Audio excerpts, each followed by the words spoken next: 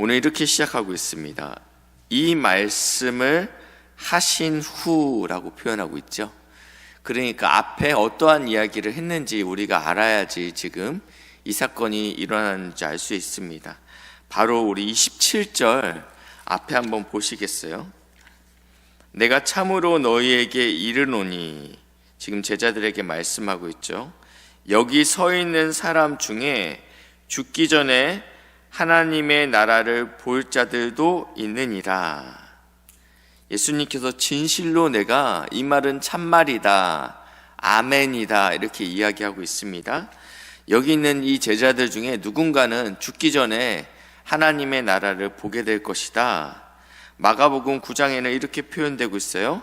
하나님의 나라가 권능으로 임하는 것을 볼 자가 있다라고 표현하고 있습니다.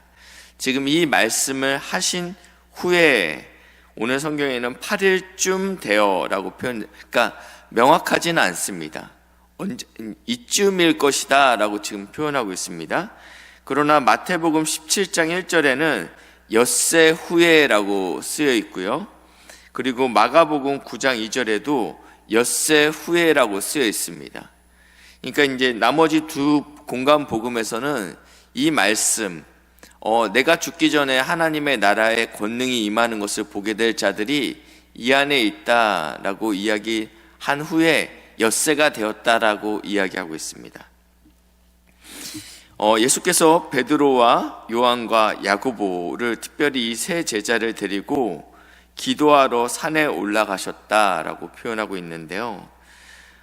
그리고 기도하실 때 어떻게 되죠? 용모가 변하여 그 옷이 휘어져 광채가 나더라. 놀라운 일이 벌어졌죠. 예수님이 변화되었다라고 표현하고 있는데, 그때 문득 두 사람이 예수와 함께 말하고 있습니다. 한 사람은 모세고 또 한 사람은 엘리야더라. 그러면서 이들이 어떠한 이야기를 나누고 있냐면, 장차 예수께서 예루살렘에서 별세하실 것을 말할세, 예수님께서 죽으심을 이야기하고 있다라고 표현하고 있습니다. 우리가 이 사건을 보면 떠오르는 한 사건이 있습니다. 출애굽기 24장 15절 말씀인데요. 24장 15절인데요. 이 말씀과 굉장히 비슷합니다. 모세가 산에 오르매 구름이 산을 가리매, 그리고 여호와의 영광이 시내산에 머무르고 구름이 얼마 동안 산을 가리었죠? 엿새 동안 산을 가리더니, 그리고 일곱째 날 이제 여호와께서 이 모세를 부르시게 됩니다. 모세를 부르시면 34장, 출애굽기 34장 29절에 가시면요, 어떠한 하나님을 만나게 됩니다. 그 하나님의 영광을 직접 목격하게 되죠. 그러고 나서 이제 모세가 시내산에서 이 증거판을, 이 율법을 들고 내려옵니다. 그리고 모세가 자기가 여호와와 말하였으므로 말미암아 그의 얼굴 피부에 광채가 나나니 깨닫지 못하였더라. 지금 하나님의 영광을 받음으로 인해서 그 영광을 반사하게 되었다. 그리고 33절인데요. 모세가 그들에게 말하기를 마치고 이 시내산에서 하나님께 받은 말씀을 다 마치고 난 후에는 수건으로 자신의 얼굴을 가리웠다라고 표현하고 있습니다. 왜냐하면 이 영광은 본인의 영광이 아니기 때문입니다. 이 영광은 하나님의 영광이었기 때문입니다. 자신은 영광 받을 존재가 아니었죠. 반사체였죠. 하나님의 영광과 밀접하게 오랜 시간 있다 보니까 그 영광이 자신에게 스며든 것입니다. 그렇기 때문에 백성들이 이 영광을 주목하지 못하게 하기 위해서 자신의 얼굴을 가리웠습니다. 고린도 후서 3장 13절 말씀인데 제가 읽겠습니다. 우리는 모세가 이스라엘 자손들에게 장차 없어질 것에 결국을 주목하지 못하게 하려고 수건을 그 얼굴에 쓴 것 같이 아니하노라. 무슨 말씀이냐면 이 영광은 언젠가 없어진다라는 거예요. 왜냐하면 내 것이 아니기 때문입니다. 그렇기 때문에 백성들에게 이 영광을 주목하지 못하게 하기 위하여 수건으로 얼굴을 가리웠다라고 표현하고 있습니다. 그러면서 이 모세의 글을 읽을 때 여전히 우리가, 신약의 성도들인 우리가 수건으로 가려진 것 같다라는 이야기를 하면서 언젠가는 이 수건이 벗겨질 날이 있다. 우리가 구약 성경을 읽는데 여전히 희미하고 뚜렷하게 보이지 않을 때가 있는데 이 수건이 벗겨질 날에는 우리가 직접 주의 영광을 보게 될 것이다 라고 이 고린도후서 3장에 나와 있습니다. 그리고 저희가 지금 여기서 나와 있는 이 모세와 엘리야가 나와 있는데 왜 굳이 여러 사람이 있었을 텐데요. 다윗도 있었을 것이고 믿음의 조상 아브라함도 있었을 것인데 모세와 엘리야가 지금 예수님과 함께 말하고 있습니다. 누가복음 24장 44절에는 이렇게 나와 있어요. 또 이르시되 내가 너희와 함께 있을 때 너희에게 말한 바 곧 모세의 율법과 선지자의 글과 시편의 나를 가르쳐 기록된 모든 것이 이루어져야 하리라. 이 모세의 율법을 대표하는 사람이 모세입니다. 그리고 선지자를 대표하는 사람은 엘리야입니다.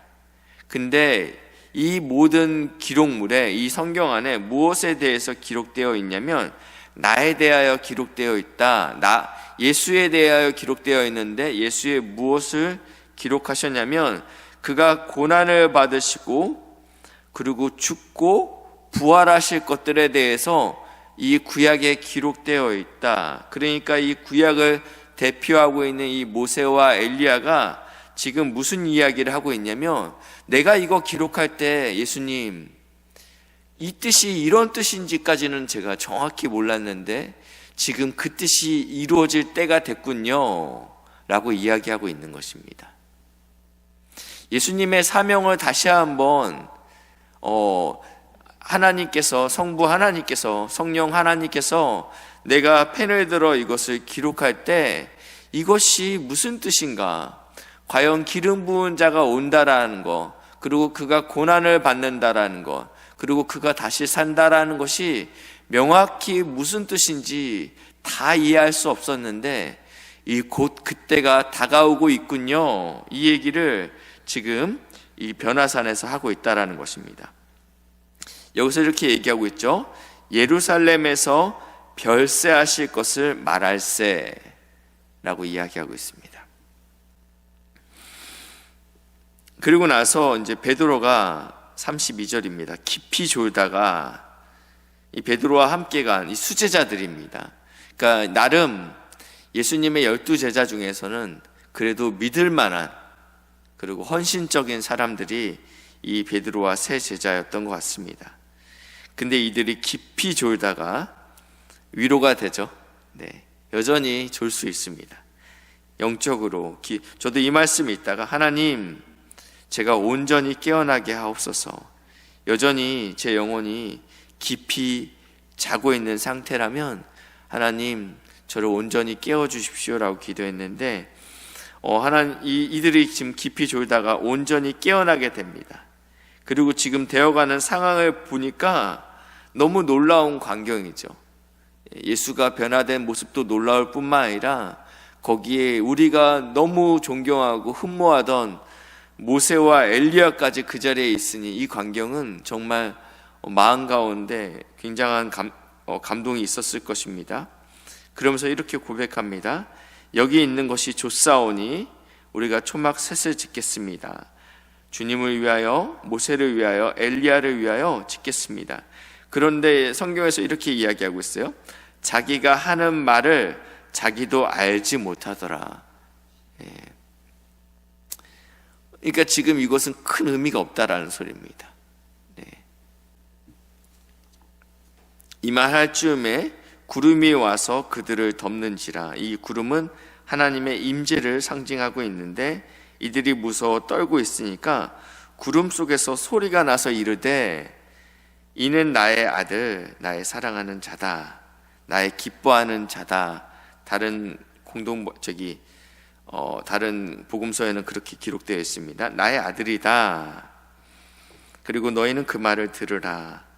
성경에서 성부 하나님께서 음성으로 공적인 자리에서 나의 사랑하는 아들, 내 기뻐하는 자라라고 선포한 적은 딱 2번 있습니다. 첫 번째는 세례 요한에게 세례받을 때, 두 번째는 이 변화산의 사건일 때. 이 2가지 사건의 공통점은 바로 뭐냐면 예수님의 사명을 다시 한번 깨닫게 하시기 원하실 때 하나님께서 이렇게 하셨다라는 거예요. 놀라운 오병이어의 기적을 보이시고 봤지? 내 사랑하는 아들, 내 기뻐하는 자가 바로 이런 자라라고 선포하지 아니하셨습니다. 나인성의 과부의 아들을 살리셨을 때도 봤지? 참 내가 보람되다. 얘가 내 아들이라니라고 선포하지 않으셨어요. 하나님께서 당신의 아들 예수를 내 사랑하는 아들, 내 기뻐하는 자라라고 선포했던 2번은 다 예수님의 사명을 기억하시기 위한 그 십자가의 길을 가시는 것들을 다시 한번 깨닫게 하시기 위해서 하나님께서 이렇게 선포하셨습니다. 그러면서 이 소리가 다 그침에 누구만 보이죠? 오직 예수만 보이더라. 모든 일이 끝났을 때 우리 안에 예수만 보이시는 은혜가 있으시길 주님의 이름으로 축복합니다. 모세는 자신의 얼굴의 광채를 숨겼습니다. 왜냐하면 자기가 본체가 아니기 때문입니다. 자기는 반사체입니다. 그렇기 때문에 우리는 모든 일을 끝나고 나서 주께서 하셨습니다라는 고백이 반드시 있어야 됩니다. 내가 수많은 헌신과 봉사가 끝나고 났을 때 이거 내가 했어 라고 하면 사실은 그 영광은 이미 이 땅에서 다 받은 것입니다. 그렇기 때문에 예수님께서 이 일을 통해서 이 변화산 사건을 통해서 오직 예수만 보이더라. 이것이 우리 믿음의 고백이 되어야 될 줄 믿으시기 바랍니다. 그리고 제자들에게 이렇게 말씀하시죠. 잠잠하라. 그 본 것을 무엇이든지 이때에는 아무에게도 이르지 아니하니라. 지금 이 놀라운 광경을 제자들이 봤습니다. 이것은 너무나도 확실한 체험이죠. 그런데 예수님이 하나님의 아들이심을 우리가 명확히 알 수 있는 체험인데, 잠잠하라 그때에는 이라고 표현되고 있는데 마가복음 9장 9절에는요 죽은 자 가운데서 살아나시기 전에는 아무에게도 이르지 말라라고 이야기하고 있습니다. 그러니까 예수님이 하나님의 아들인 것은 너무나도 분명합니다. 그러나 이것이 십자가를 지는데 방해가 된다면 말하지 말라고 이야기하는 것입니다. 왜냐하면 세상 사람들은 메시아라고 생각하면 우리의 빵을 해결할 뿐이다, 나의 병을 고칠 뿐이다, 로마로부터 이스라엘을 구원할 뿐이다 라는 인식이 기본적으로 메시아에 대한 인식 자체가 잘못 세팅되어 있습니다. 메시아가 온다면, 기름 부은 자가 온다면, 그리스도가 온다면 우리를 이 절망으로부터, 이 이스라엘의 이 절망스러운 상황으로부터 구원하실 거야 라는 잘못된 믿음이 있었기 때문에 하나님께서 잠잠케 하셨다라는 것입니다. 예수님께서 이 땅에 오신 목적은 십자가를 지기 위함이다 라고 말씀하고 있죠. 그리고 나를 따르는 제자들에게는 너희도 그의 길을 따르라, 나의 길을 따르라 라고 어저께 말씀하셨습니다. 예수님은 오롯이 십자가만을 바라보십니다. 그리고 그의 길을 가는데 방해되는 모든 것들은 다 제거하십니다. 왜냐하면 십자가만을 지기 위해서였기 때문입니다. 사랑하는 우리 귀한 믿음의 동역자 여러분, 우리는 여전히 여기가 좋습니다라는 고백이 나올 수 있습니다. 우리에게 즐거운 것들, 우리에게 만족을 주는 것들에 집중하기 쉽습니다. 그러나 예수님은 우리에게 말씀하십니다. 나는 이곳에 머무르기 위해서 오신 것이 아닌 저 골고다 언덕 십자가를 지기 위해 오셨다라고 말씀하고 있습니다. 우리는 그 예수님을 바라보고 또 아무든지 나를 따라오려거든 자기를 부인하고 날마다 제 십자가를 지고 나를 따를 것이다. 누구든지 제 목숨을 구원하고자 하면 잃을 것이요 누구든지 나를 위하여 제 목숨을 잃으면 구원하리라. 아멘. 이 말씀이 진정으로 믿어지고 또 살아내는 복된 은혜가 있으시길 주님의 이름으로 축복합니다. 기도하시겠습니다. 좋으신 하나님 감사합니다. 우리의 왕으로 구원자로 오시고 무엇보다도 우리의 죄의 문제를 해결하시기 위하여 십자가의 죽으심으로 우리의 구원을 완성시켜 주시니 감사합니다. 우리의 믿음을 걸어갈 때 그 끝에 오직 예수만 보였다라고 고백할 수 있는 사랑하는 믿음의 동역자들 될 수 있도록 은혜를 부어 주시옵소서. 영적으로 깊은 잠 가운데 있다면 온전히 깨어나 주님을 목도할 수 있도록 인도하시고 역사해 주시옵소서. 아픈 환우들이 있습니다.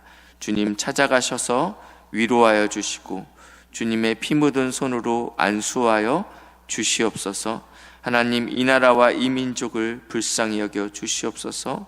아버지 하나님, 목자 없는 양같이 헤매이고 있는데 주님께서 불쌍히 여겨 주셔서 하나님이 진정한 이 나라의 왕이 되어 주시고 통치하여 주셔서 모든 위정자들과 지도자들이 하나님을 두려워하고 백성을 사랑할 수 있도록 인도하시고 역사해 주시옵소서.